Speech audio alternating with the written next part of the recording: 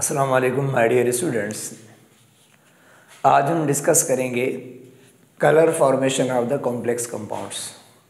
हमने कहा ये जो ट्रांजिशन एलिमेंट्स होते हैं, ये जो ट्रांजिशन मेटल्स होते हैं ना, ये कलरफुल कंपाउंड्स बनाते हैं। हमने बहुत सारे जनरल कैरेक्टरिस्टिक्स पढ़े थे, बहुत सारी प्रॉपर्टीज़ पढ़ी थी ट्रांजिशन एलिमेंट्स की। जैसे हमने कहा कि ये जो ट्रांजिशन एलिमेंट्स है ये कैटालाइटिक प्रॉपर्टी शो करते हैं, ये मैग्नेटिक प्रॉपर्टी शो करते हैं, ये नॉन स्टोइकोमेट्रिक कंपाउंड्स बनाते हैं। इस तरीके से ये जो ट्रांजिशन एलिमेंट्स है, ये ट्रांजिशन मेटल है, ये बहुत डिफरेंट टाइप की प्रॉपर्टीज़ शो करते हैं। तो आज हम एक और बहुत ही इम्पॉर्टेंट प्रॉपर्टी है ट्रांजिशन एलिमेंट्स की, वो है colour formation of the complex compound. तो ये जो ट्रांजिशन एलिमेंट्स है ना, हमने कहा था ये कॉम्प्लेक्स कंपाउंड बनाते हैं, कोऑर्डिनेशन कंपाउंड बनाते हैं।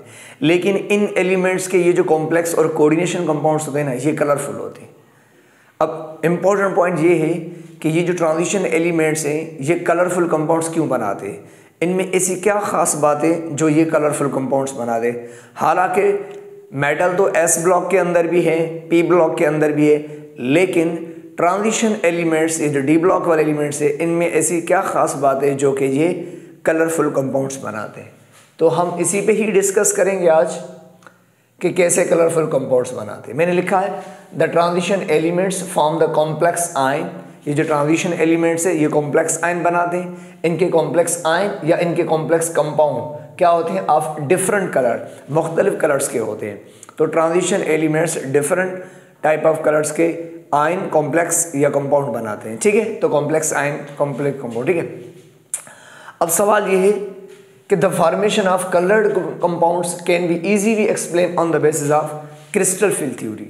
अब कैसे है ये कलर बनाते हैं ट्रांजिशन एलिमेंट्स, तो इसको अगर एक्सप्लेन करने के लिए कि एक थ्योरी आई जिसका नाम था क्रिस्टल फील्ड थ्योरी, और ये एमसीक्यूज में पूछा जाता है कौन सी थ्योरी है जिसके ज़रिए से हमें कॉम्प्लेक्स कंपाउंड की कलर की एक्सप्लेनेशन होती है, कौन सी थ्योरी कलरफुल कंपाउंड्स मतलब कि कलर्स एक्सप्लेन करती है कॉम्प्लेक्स कंपाउंड्स के। तो आप कहेंगे CFT, क्रिस्टल फील्ड थ्योरी। ठीक है, तो चलें अब क्रिस्टल फील्ड थ्योरी के हिसाब से कि कैसे कलर प्रोड्यूस होता है कॉम्प्लेक्स कंपाउंड और कोऑर्डिनेशन कंपाउंड में। ठीक है, तो मैंने लिखा यहाँ पे कुछ की points of CFT, crystal field theory की, यहाँ पे मैंने कुछ की पॉइंट्स लिखी है। मैं ना आपको थोड़ा जनरल तरीका बताऊं अब क्रिस्टल फील्ड थ्योरी के हिसाब से कि कॉम्प्लेक्स कंपाउंड में, कोऑर्डिनेशन कंपाउंड में कलर कैसे प्रोड्यूस होता है। तो चलें हम CFT के हिसाब से पढ़ें। क्रिस्टल फील्ड थ्योरी का कहना है अकॉर्डिंग टू CFT के मुताबिक कहना है, CFT का कहना है कि जो मेटल होता है, ये मेटल जो मेटल होता है ना, मेटल के ऊपर अकॉर्डिंग टू CFT का कहना है कि ये जो मेटल होता है ना, सेंट्रल मेटल, इसके ऊपर पॉजिटिव चार्ज होती है। ठीक है, ये क्रिस्टल फील्ड थ्योरी के हिसाब से CFT के मुताबिक क्या कहना है कि जो सेंट्रल मेटल होता है उसके ऊपर पॉजिटिव चार्ज होती है, और जो उसके सराउंडिंग में, जो उसके क्या सराउंडिंग में क्या होते हैं, लिगेंड्स होते हैं ना, वो उनके ऊपर क्या होती है, उनके ऊपर नेगेटिव चार्ज होती है, उनके ऊपर नेगेटिव चार्ज होती है। ठीक है, अकॉर्डिंग टू CFT। तो अब आप मुझे बताओ CFT के मुताबिक कहना है कि जो सेंट्रल मेटल होता है उसके ऊपर पॉजिटिव चार्ज होती है, और जो उसके सराउंडिंग में लिगेंड्स होते हैं उनके ऊपर नेगेटिव चार्ज होती है या तो पार्शियल नेगेटिव चार्ज होती है। तो CFT के मुताबिक कहना है कि इस मेटल के ऊपर पॉजिटिव चार्ज होती है, और जो लिगेंड्स होते हैं उसके चारों तरफ उनके ऊपर नेगेटिव या पार्शियल नेगेटिव चार्ज होती है। तो होता क्या है कि ये जो मेटल होता है सेंट्रल, इसके ऊपर पॉजिटिव चार्ज होती है, तो ये मेटल अपनी पॉजिटिव चार्ज के ज़रिए से ये अपनी पॉजिटिव चार्ज के ज़रिए से क्या करता है, अकॉर्डिंग टू CFT, कि ये मेटल अपनी पॉजिटिव चार्ज के ज़रिए से क्या करता है, इन नेगेटिव लिगेंड्स को अपनी तरफ अट्रैक्ट करता है। क्या करता है, ये नेगेटिव चार्ज के जरिए से क्या करता है, इनको अट्रैक्ट करता है, इनको क्या करता है, अटैक करता है अकॉर्डिंग टू CFT। तो अब आप मुझे बताओ ये CFT के मुताबिक, तो क्रिस्टल फील्ड थ्योरी के मुताबिक कहना है कि जो मेटल होता है उसके ऊपर पॉजिटिव, लिगेंड्स के ऊपर नेगेटिव, तो ये मेटल अपनी पॉजिटिव के जरिए से, अपनी पॉजिटिव चार्ज के जरिए से इन नेगेटिव लिगेंड्स को क्या करता है, अट्रैक्ट करता है। तो अब CFT के मुताबिक मुझे आप बताओ कि मेटल और लिगेंड्स के दरमियान में जो अट्रैक्शन है वो किसके जरिए, चार्ज के जरिए।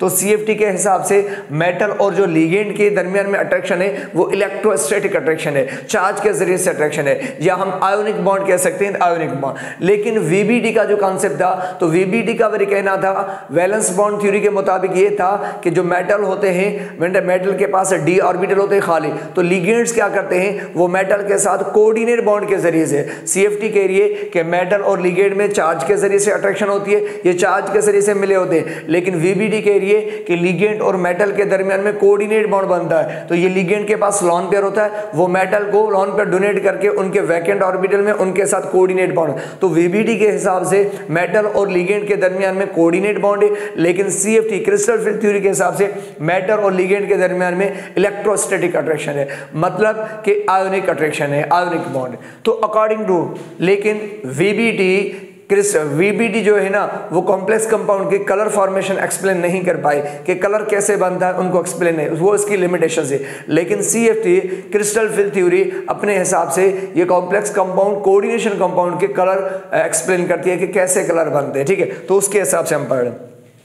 तो अब सीएफटी का क्या कहना है कि इस मेटल के ऊपर पॉजिटिव चार्ज और जो लिगेंड्स होते हैं उनके ऊपर नेगेटिव चार्ज, तो ये मेटल अपने पॉजिटिव चार्ज के जरिए से लिगेंड्स को क्या करता है, अट्रैक्ट करता है। जैसे ही लिगेंड्स को अट्रैक्ट करेगा तो लिगेंड इसके करीब आएंगे, लिगेंड करीब आएंगे और करीब आएंगे। जैसे ही लिगेंड्स इसके करीब आ जाते हैं तो होता ये है कि ये जो मेटल होता है ना सेंट्रल, इस मेटल के पास कुछ डी ऑर्बिटल्स होते हैं। क्या होते हैं, इनके पास डी ऑर्बिटल होते हैं, और उन डी ऑर्बिटल्स के अंदर क्या होते हैं, उन डी ऑर्बिटल्स के अंदर इलेक्ट्रॉन्स होते हैं। तो कहने का मतलब ये है कि ये जो सेंट्रल मेटल होता है, इनके अंदर क्या होते हैं, डी ऑर्बिटल होते हैं। उन डी ऑर्बिटल्स के अंदर क्या होते हैं, उन डी ऑर्बिटल्स के अंदर कुछ इलेक्ट्रॉन्स होते हैं। क्या होते हैं, इलेक्ट्रॉन्स होते हैं। बात समझ में आ रही है। तो कहने का मतलब ये है कि सीएफटी के मुताबिक ये कहना है कि मेटल पे पॉजिटिव चार्ज होती है, लिगेंड्स पे नेगेटिव। तो ये मेटल अपने पॉजिटिव चार्ज के जरिए से लिगेंड्स को अट्रैक्ट करता है, तो लिगेंड्स मेटल के करीब आ जाते हैं। जैसे ही लिगेंड्स करीब आ जाते हैं तो इस मेटल के पास डी ऑर्बिटल में इलेक्ट्रॉन होते हैं और इलेक्ट्रॉन पे नेगेटिव चार्ज होती है। तो कहा जो लिगेंड्स हैं उनके ऊपर भी कौन सी चार्ज होती है, कहा कि उनके ऊपर वो जो लिगेंड्स होते हैं उनके ऊपर नेगेटिव चार्ज होती है। क्या होती है, नेगेटिव चार्ज। तो जैसे ही लिगेंड मेटल के करीब आ जाते हैं तो होता ये है, करीब आने के बाद क्या होता है कि इस लिगेंड के ऊपर जो नेगेटिव चार्ज है और इस मेटल के पास जो डी इलेक्ट्रॉन है, तो इस नेगेटिव चार्ज लिगेंड और इस मेटल के अंदर जो डी इलेक्ट्रॉन है उनमें रिपल्शन हो जाती है। तो मतलब ये लिगेंड अपनी नेगेटिव चार्ज के जरिए से इनके अंदर जो मेटल के अंदर डी इलेक्ट्रॉन होते हैं, डी ऑर्बिटल, तो इस नेगेटिव चार्ज और जो मेटल के अंदर डी इलेक्ट्रॉन है इनमें रिपल्शन होती है। तो इस रिपल्शन की वजह से क्या होता है कि जो डी के ऑर्बिटल होते हैं पहले उनकी सारों की पांचों की एनर्जी सेम होती है। जैसे ही लिगेंड मेटल के करीब आते हैं तो फिर लिगेंड की नेगेटिव चार्ज और उसके डी ऑर्बिटल के इलेक्ट्रॉनों के साथ रिपल्शन हो जाती है। और इस रिपल्शन से क्या होता है कि जो डी के ऑर्बिटल होते हैं ना 5, वो 2 हिस्सों में तकसीम हो जाते हैं, उनके दरमियान में गैप आ जाता है। क्या आ जाता है, एनर्जी का गैप आ जाता है। जैसे यहां पर मैंने लिखा है, अगर आप देखें एक्चुअली क्या है, थोड़ा तवज्जो करना, ये 5 ऑर्बिटल है डी के, ये ठीक है, dxy, dxz, dyz, dx square, y square और dz स्क्वायर, ये 5 डी के ऑर्बिटल और पांचों की एनर्जी सेम है। तो हम कह सकते हैं कि ये पांचों के 5 क्या है, डीजेनेट ऑर्बिटल। मतलब ये कहने का है कि जब मेटल अकेला है, जब मेटल अकेला होता है, जब मेटल अकेला होता है उसके साथ लिगेंड्स नहीं होते हैं, उस वक्त मेटल के पास जो डी के ऑर्बिटल होते हैं वो डीजेनेट होते हैं, उन सब की एनर्जी सेम होती है। ठीक है, जब अकेला है तो उनके पास 5 है, पांचों ऑर्बिटल सेम एनर्जी के डीजेनेट। जैसे ही हमने कहा कि उनके साथ लिगेंड्स अटैच हो जाते हैं, क्या हो जाते हैं, जब उनके साथ लिगेंड्स अटैच हो जाते हैं, जैसे ही उनके साथ लिगेंड अटैच हो जाते हैं, जैसे ही लिगेंड उस मेटल के करीब आ जाते हैं तो क्या होता है, उस लिगेंड्स की नेगेटिव और इसके अंदर जो डी के ऑर्बिटल है तो उसके लिगेंड की नेगेटिव और उनके डी इलेक्ट्रॉनों में क्या हो जाती है, रिपल्शन, रिपल्शन हो जाती है। और जैसे ही रिपल्शन हो जाती है तो रिपल्शन के दौरान क्या होता है कि इस मेटल के पास जो डी ऑर्बिटल थे 5, वो 2 हिस्सों में तकसीम हो जाते हैं। उनमें क्या हो जाते हैं, 2 हिस्सों में तकसीम हो जाते हैं रिपल्शन की वजह से।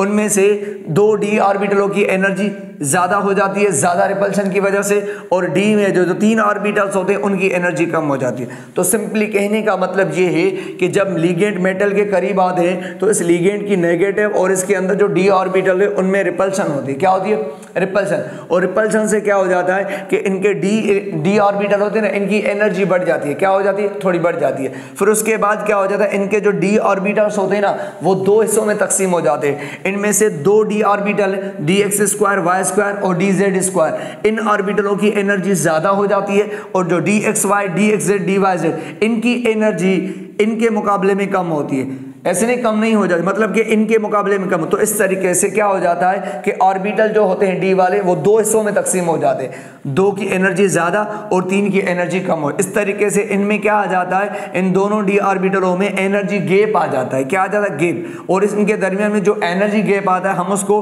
डेल्टा ओ से जाहिर करते हैं। किससे रिप्रेजेंट करते हैं? डेल्टा ओ से। अच्छा, अब जिन ऑर्बिटल की एनर्जी बढ़ गई वो कौन से? D X square Y square along the axis, ये अलोंग एक्सिस वाले हैं, एक्सिस के ऊपर होते हैं ऑर्बिटल।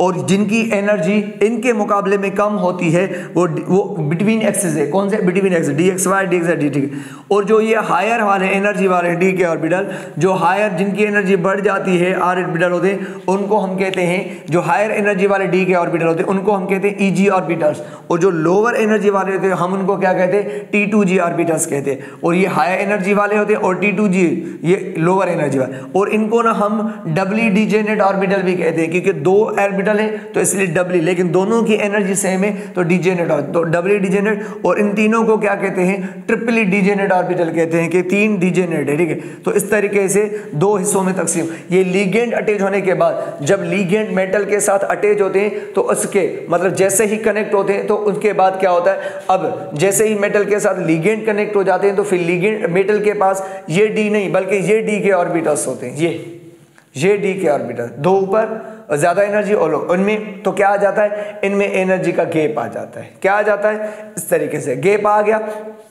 अच्छा, अब सुनो, जैसे ही गैप आ जाएगा तो गैप आने के बाद क्या होगा कि अब इनके इलेक्ट्रॉन कहाँ जाएंगे? लोअर ऑर्बिटल में पड़ जाए। मान लो कि अब इनके पास यहाँ पे एक इलेक्ट्रॉन पड़ा हुआ या दूसरा इलेक्ट्रॉन पड़ा हुआ, जितने भी इलेक्ट्रॉन पड़े हुए, तो हमने कहा जैसे ही एनर्जी का गैप, अगर ये एनर्जी का गैप नहीं आता तो कलर भी नहीं बनता। इस गैप आने की वजह से ही तो कलर बनता है। कैसे? अब जैसे ही गैप आ गया तो अब इलेक्ट्रॉन कहां पड़े हुए हैं? लोअर ऑर्बिटल में पड़े हैं, और हमेशा लोअर ऑर्बिटल में पहले इलेक्ट्रॉन जाते हैं। तो इलेक्ट्रॉन लोअर ऑर्बिटल में पड़े हुए, तो अब क्या होगा? थोड़ा तवज्जो करना। अब लोअर ऑर्बिटल में पड़े हुए इलेक्ट्रॉन, अब ये जो डी के ऑर्बिटल है ये कॉम्प्लेक्स में होते हैं, माना लिगेंड्स जब होते हैं मेटल के साथ तो उनके पास डी के ऑर्बिटल इस तरीके से होते हैं, दो हिस्सों में, एक की हायर एनर्जी वाली, लोअर, और इनमें एनर्जी का गैप होता है। अच्छा, ये जो एनर्जी का गैप होता है ना, ये एनर्जी का गैप विजिबल लाइट के बराबर होता है। मतलब ये एनर्जी का गैप ना किसी कलर के साथ मैच होता है, ठीक है। तो अब क्या होता है कि सपोज करो ये एक कॉम्प्लेक्स कंपाउंड है, उसमें मेटल डी के ऑर्बिटल लोअर भी है हायर भी है। तो अब इस कॉम्प्लेक्स कंपाउंड के ऊपर तवज्जो करना, अब इस कॉम्प्लेक्स कंपाउंड के ऊपर जैसे ही क्या गिरेगी? White light. क्या गिरेगी? जैसे ही इस कॉम्प्लेक्स कंपाउंड पे व्हाइट लाइट गिरेगी, और आपको पता है कि व्हाइट लाइट के ऊपर कौन से? व्हाइट लाइट के ऊपर 7 कलर होते हैं। कितने होते हैं? विबग्यो, ये विबग्यो, ठीक है। तो इस तरीके से क्या होता है कि जैसे ही इस कॉम्प्लेक्स कंपाउंड के ऊपर व्हाइट लाइट 7 कलर गिरेंगे, विबग्यो, ठीक है। तो जैसे ही व्हाइट लाइट गिरेगी ना इस कॉम्प्लेक्स कंपाउंड पे, तो होगा क्या कि ये जो इलेक्ट्रॉन है जो लोअर पड़ा हुआ है, तो ये इलेक्ट्रॉन क्या करेगा? जब व्हाइट लाइट गिरेगी तो ये इलेक्ट्रॉन क्या करेगा? इस व्हाइट लाइट में से कोई ना कोई कलर एब्जॉर्ब करेगा, कोई ना कोई कलर एब्जॉर्ब करेगा एज अ एनर्जी के तौर पर। तो हर कलर की एनर्जी अलग अलग होती है, सबसे ज्यादा एनर्जी वायलेट की होती है, सबसे कम एनर्जी रेड की होती है। तो जैसे ही व्हाइट लाइट, जैसे ही 7 कलर कॉम्प्लेक्स के कंपाउंड गिरते हैं, तो ये जो लोअर ऑर्बिटल वाले इलेक्ट्रॉन होते हैं, ये इलेक्ट्रॉन इस व्हाइट लाइट से कोई ना कोई कलर एब्जॉर्ब करते हैं। तो कोई ना कोई कलर एब्जॉर्ब करने के बाद कोई ना कोई, मान लो कोई ना कोई रेड कलर एब्जॉर्ब करेंगे, सपोज करें कि ये रेड कलर एब्जॉर्ब करेंगे, तो कोई ना कोई कलर एब्जॉर्ब करेंगे और एनर्जी, मतलब ये कलर एनर्जी होती है, ठीक है। तो कोई ना कोई कलर या एनर्जी एब्जॉर्ब करेंगे। जैसे ही कोई कलर एब्जॉर्ब करेंगे तो इलेक्ट्रॉन, तो क्या करेगा? इलेक्ट्रॉन यहां से कोई कलर लेगा, कलर एब्जॉर्ब करने के बाद क्या करेगा? ये ऊपर ट्रांजिशन करेगा, ऊपर जंप मारेगा, लोअर से हायर की तरफ यहां पर चला जाएगा, यहां पर आ जाएगा। तो क्या करा कि इलेक्ट्रॉन जब नीचे से ऊपर जाता है तो वो व्हाइट लाइट से कोई ना कोई कलर एब्जॉर्ब करके ऊपर चला जाता है एनर्जी के तौर पर, ठीक है। तो वो ऊपर ट्रांजिशन, और इलेक्ट्रॉन का एक ऑर्बिट से दूसरे ऑर्बिट में जंप आना, इसको बोलते हैं इलेक्ट्रॉन ट्रांजिशन। तो यहां पर इलेक्ट्रॉन ट्रांजिशन हो रही है, कहां से? इलेक्ट्रॉन ट्रांजिशन कहां से कहां हो रही है? ये T2g से Eg में ऑर्बिटल में हो रही है, मतलब लोअर से हायर हो रही है, मतलब कि ये कौन से ऑर्बिटल है, डी का ऑर्बिटल है, ऊपर वाला भी तो डी का है। तो हम कह सकते हैं कि इलेक्ट्रॉन की जो ट्रांजिशन है, इलेक्ट्रॉन की जो जंपिंग हो रही है वो डी से डी में ही हो रही है, लोअर डी से हायर डी में, माना डी ऑर्बिटल से डी में ही जा रहे हैं इलेक्ट्रॉन। और जब भी डी से इलेक्ट्रॉन डी में जा रहा है इसको बोलते हैं डी डी ट्रांजिशन। क्या कहते हैं हम इसको?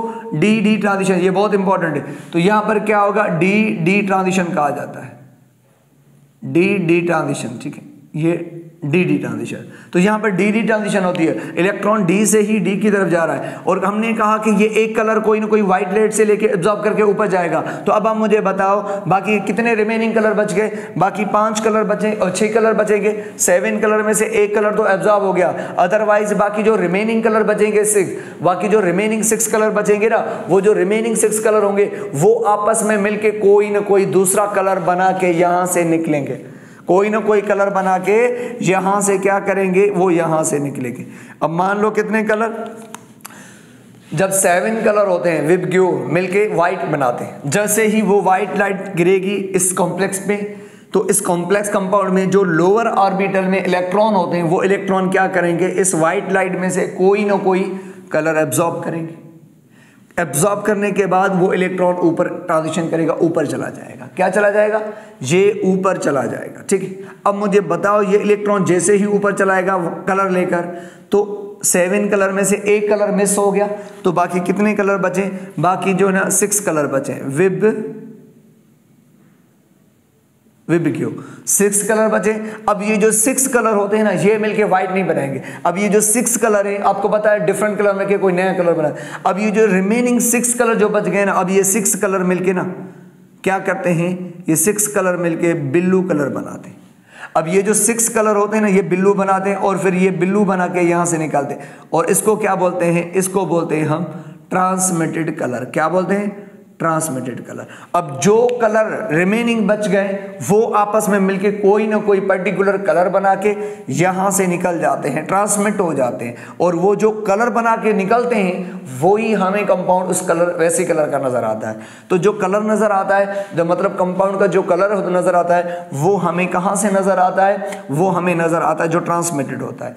अच्छा, अगर ये एनर्जी का गैप नहीं होता, ये एनर्जी का डिफरेंस गैप नहीं आता, तो कभी भी व्हाइट लाइट गिरती तो कभी भी इलेक्ट्रॉन कलर एब्जॉर्ब नहीं करता और तो रिमेनिंग कलर आपस में मिलके कोई नया कलर भी नहीं बनाते। तो इसका मतलब है कि जो इंपॉर्टेंट ये है कि इनमें डी ऑर्बिटलों में जो गैप आ जाता है, इस गैप की वजह से ही कलर प्रोड्यूस हो रहा है। क्योंकि व्हाइट लाइट गिरेगी तो इलेक्ट्रॉन कोई ना कोई कलर लेके ऊपर चला जाएगा, तो रिमेनिंग कलर मिलके कोई ना कोई कलर बना के यहां से ट्रांसमिट होंगे, जो हमें कंपाउंड भी वैसा ही नजर आएगा। अगर ये गैप नहीं होता तो इलेक्ट्रॉन कभी भी एनर्जी एब्जॉर्ब नहीं करता, कलर नहीं करता, तो जंप भी नहीं मारता और नया कलर भी नहीं बनता। तो जैसे व्हाइट लाइट गिरती तो वो व्हाइट लाइट ही निकलती, तो इसका मतलब है कलर एब्जॉर्ब नहीं होता तो व्हाइट लाइट ही निकलेगी, तो आपको कंपाउंड व्हाइट ही नजर आएगा। तो मैंने लिखा है कि ये जितने भी ट्रांजिशन एलिमेंट्स हैं ये सारे कलरफुल कंपाउंड्स बनाते हैं, सिवाय जिंक के। जिंक ऐसा मेटल है जो कलरफुल कंपाउंड नहीं बनाता। एक्चुअली जिंक कॉम्प्लेक्स कंपाउंड बनाता है, लेकिन जिंक के कॉम्प्लेक्स कंपाउंड कलरलेस होते हैं, इनका कोई पर्टिकुलर कलर नहीं होता, व्हाइट कलर के होते हैं, ठीक है। तो यहां पर देखें, ये क्लियर हो गया बात। तो यहां पर ये इस तरीके से ट्रांसमिटेड कलर होता है। अच्छा, अब यही पॉइंट्स मैंने ना रिटन में लिखी है, ये याद रखना। कलर क्यों? डी डी ट्रांजिशन की वजह से प्रोड्यूस होता है। एमसीक्यूज में आता है कि कलर क्यों? डी डी ट्रांजिशन की वजह से। इलेक्ट्रॉन जब डी से डी जाता उस वक्त कलर प्रोड्यूस होता है। कभी आता है एस डी, इलेक्ट्रॉन कहां से कहां जंप होने की वजह से कलर प्रोड्यूस, डी से डी, माना डी डी ट्रांजिशन की वजह से, ठीक है। अच्छा, यही चीजें मैंने लिया यहाँ पर पॉइंट लिखी है। तो सबसे पहली पॉइंट क्या है? क्रिस्टल फील्ड थ्योरी की पहली पॉइंट क्या थी? The bonding between transition metal and ligands is electrostatic. तो सीएफटी के मुताबिक क्या है कि मेटल और लिगेंड के दरमियान में क्या है?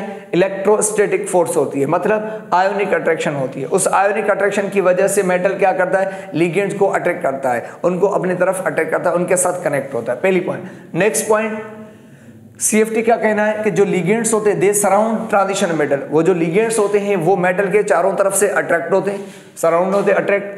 एंड अट्रैक्ट होने के बाद उसके करीब आते हैं, करीब आने के बाद क्या है? एंड क्या होता है कि लिगेंड्स और इनके पास जो डी ऑर्बिटल है उनमें इलेक्ट्रोस्टैटिक फील्ड पैदा होती है। तो कहा कि जैसे ही वो लिगेंड्स इसके सराउंडिंग अट्रैक्ट हो जाती है तो क्या होता है? And create an electrostatic field. तो लिगेंड और मेटल के डी ऑर्बिटलों में इलेक्ट्रोस्टैटिक फील्ड पैदा होती है। मैंने कहा ना कि क्या क्रिएट होती है, इलेक्ट्रोस्टैटिक फील्ड रिपल्शन क्रिएट होती है किसके, around the D orbital of transition metal. इस ट्रांजिशन मेटल के पास जो डी ऑर्बिटल होते हैं उनके साथ रिपल्शन होती है, और इस रिपल्शन से क्या होता है, मैंने लिखा है कि दिस इलेक्ट्रोस्टैटिक फील्ड, ये जो रिपल्शन होती है मेटल के डी इलेक्ट्रॉन और किसके दरमियान में, लिगेंड्स, तो कह रहा है इस इलेक्ट्रोस्टैटिक फील्ड इस रिपल्शन से क्या होता है, thus create split D orbital, तो डी ऑर्बिटल टूट जाते हैं, जो डी जेनरेट डी ऑर्बिटल होते हैं वो टूट जाते हैं इनटू टू सेट्स, दो हिस्सों में तकसीम हो जाते हैं, ठीक है, ऑफ डिफरेंट एनर्जी, अलग अलग एनर्जी के, ठीक है। The set of lower energy, जो लोअर एनर्जी वाला सेट होता है ऑर्बिटल का,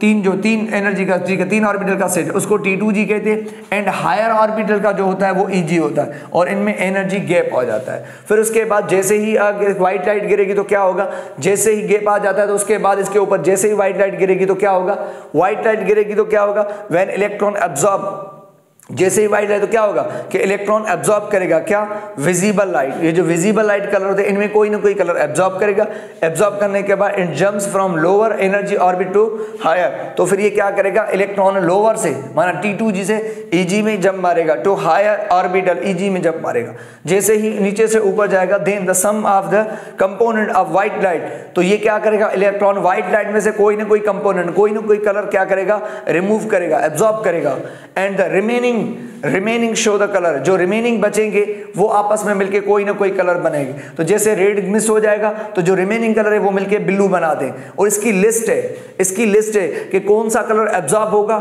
तो जो रिमेनिंग कलर होंगे वो मिलके कौन सा कलर ट्रांसमिट करेंगे, कौन सा कलर बना के निकलेंगे, तो इसकी लिस्ट लिखी हुई है साइंटिस्ट ने, कि इनकी लिस्ट बनाई हुई है कि जो कलर कौन सा कलर एब्जॉर्ब होगा तो जो रिमेनिंग कलर है मिलके वो एक नया कलर बना दे, जैसे रेड एब्जॉर्ब होगा तो जो रिमेनिंग कलर है विबग्यो वो आपस में मिलके क्या करेंगे, वो आपस में मिलके ब्लू बनाएंगे। इसी तरह अगर येलो मिस होगा तो जो रिमेनिंग कलर है आपस में मिलके कोई और कलर बनाएंगे, तो वो कलर बना के ट्रांसमिट होंगे, निकलेंगे इस तरीके से।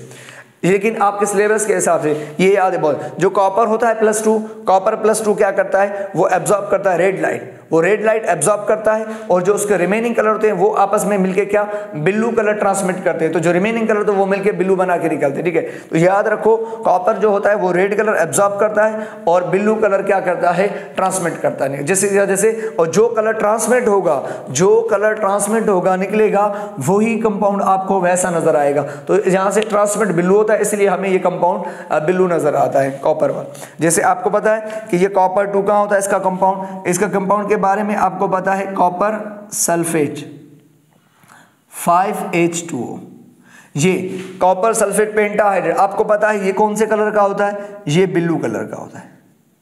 अच्छा, ये ओल्ड मेथड है, कॉपर सल्फेट पेंटाहाइड्रेट, पहले हम इसको ऐसे लिखते थे, ठीक है, लेकिन जैसे ही कोऑर्डिनेशन केमिस्ट्री है, कॉम्प्लेक्स कंपाउंड का कांसेप्ट आया, तो साइंटिस्ट ने कहा कि बेसिकली अब इसको मॉडर्न में ऐसे लिखते हैं। साइंटिस्ट ने कहा ये जो 5 वाटर के मॉलिक्यूल हैं ये बेसिकली लिगेंड है, ये इस मेटल के साथ कनेक्ट होते हैं। मॉडर्न में हम इसको ऐसे लिखते हैं, कॉपर और इसके साथ 5 H2O के मॉलिक्यूल्स हैं, ठीक है, और इस तरीके से ये जो उसके बाद सल्फेट है ये एनाइन है, ठीक है, इस तरीके से।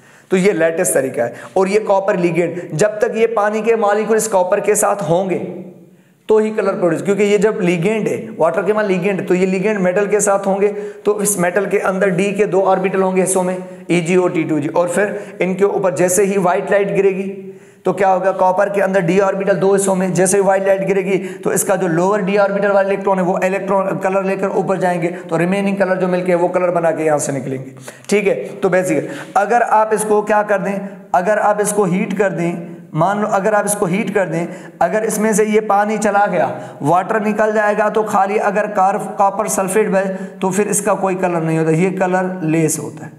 तो कॉपर सल्फेट का कोई कलर नहीं, कॉपर सल्फेट के साथ जब पानी के मॉलिक्यूल हो, लिगेंड्स हो, तब जा कलर होता है। अगर ये कॉपर सल्फेट होगा तो कलरलेस, क्योंकि लिगेंड ही नहीं होंगे तो फिर इनमें डी ऑर्बिटल का गैप नहीं होगा, तो कोई कलर प्रोड्यूस नहीं होता। अच्छा, दूसरी बात, नेक्स्ट अगर हम बात करें, एक बात बताओ, अगर कोई एलिमेंट है, मान लो अगर इसके अंदर, अगर मैं कहूं आपको कि यहाँ पर डी में इलेक्ट्रॉन नहीं है, एक कॉम्प्लेक्स कंपाउंड है जिसमें ना मेटल ने अपने सारे डी के इलेक्ट्रॉन लॉस कर दिए, मान लो अब ये कॉम्प्लेक्स कंपाउंड है, उसके अंदर डी में इलेक्ट्रॉन नहीं है। अब मुझे बताओ, अगर डी में इलेक्ट्रॉन नहीं है तो अगर इसके ऊपर व्हाइट लाइट गिरे तो क्या उस व्हाइट लाइट में से कोई कलर एब्जॉर्ब होगा? नहीं, क्योंकि इलेक्ट्रॉन ही नहीं है। वो इलेक्ट्रॉन होगा तो इलेक्ट्रॉन कलर लेकर ऊपर जाएगा ना, लेकिन अगर इलेक्ट्रॉन नहीं होगा तो मुझे एक बात बताओ, अगर इलेक्ट्रॉन डी में नहीं होगा तो फिर कोई भी कलर एब्जॉर्ब नहीं होगा और कोई भी कलर ट्रांसमिट नहीं होगा, तो कलर प्रोड्यूस नहीं होता। तो याद रखो कि अगर डी ऑर्बिटल में इलेक्ट्रॉन नहीं है तो वो कॉम्प्लेक्स कंपाउंड जिनके अंदर मेटल के पास डी में इलेक्ट्रॉन नहीं है, डी खाली है, डी जीरो है, तो समझ जाना वो कॉम्प्लेक्स कंपाउंड कलरलेस, उनका कोई कलर नहीं होगा। तो मैंने लिखा है कि जो डी जीरो वाले होते हैं वो कलरलेस होते हैं। जैसे टाइटेनियम, आपको पता है टाइटेनियम के बारे में, टाइटेनियम की इलेक्ट्रॉन कॉन्फ़िगरेशन 4s2 और यहाँ पर क्या होती है 3d2।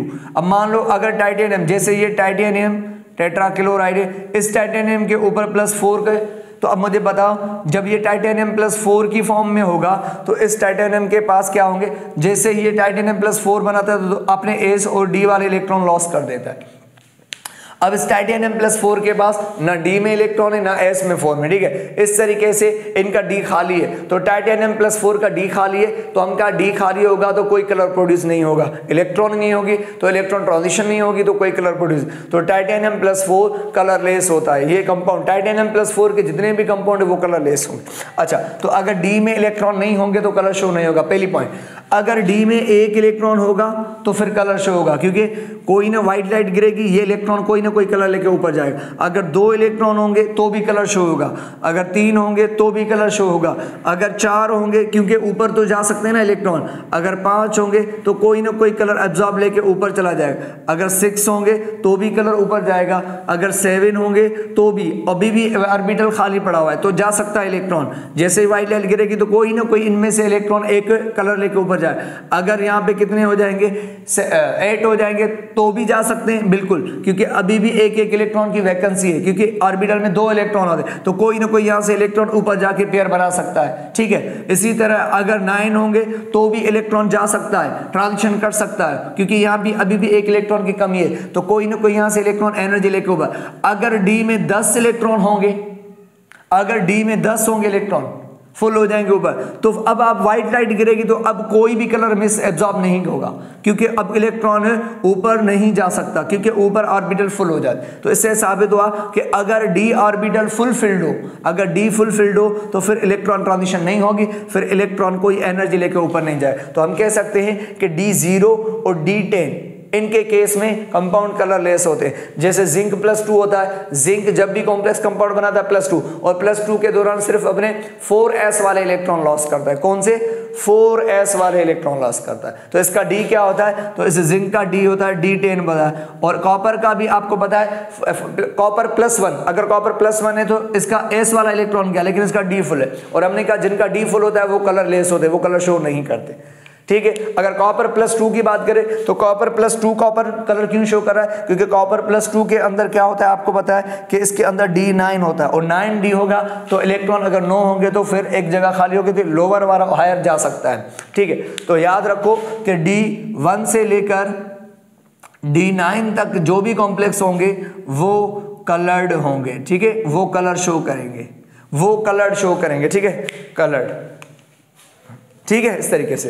अच्छा, मैं नीचे यहाँ लिखे निकल +2, आयरन +2, क्रोमियम +3, जब ये इनके ये +2 और +3 इनकी फॉर्म, इनके कौन से कंपाउंड के कलर होते हैं? इनके कंपाउंड के कलर ग्रीन कलर के, ज्यादातर ये आयरन ग्रीन कलर की फॉर्म में होते हैं। अच्छा, प्लस कॉपर +2 और क्रोमियम +2 इनका ब्लू कलर होता है। और आयरन, फेरिक बहुत इंपॉर्टेंट है, कभी कभी अगर आपसे पूछ ले कि फेरिक आयन, ये जो फेरिक आयन होता है कि इसका कलर कैसा होता है? येलो। फेरिक +2 वाले का येलो होता है, और अगर आयरन +2 पूछे तो ग्रीन। तो इस तरीके से आप ये कलर याद रखें, ठीक है। तो ये थी क्या, ये थी कॉम्प्लेक्स कंपाउंड में से कलर कैसे बनता है, ठीक है। तो इनके अंदर डी ट्रांजिशन की वजह से कलर बनता है। इंशाल्लाह फिर हम नेक्स्ट क्लास में नेक्स्ट लेक्चर के साथ मिलेंगे। Thank you very much.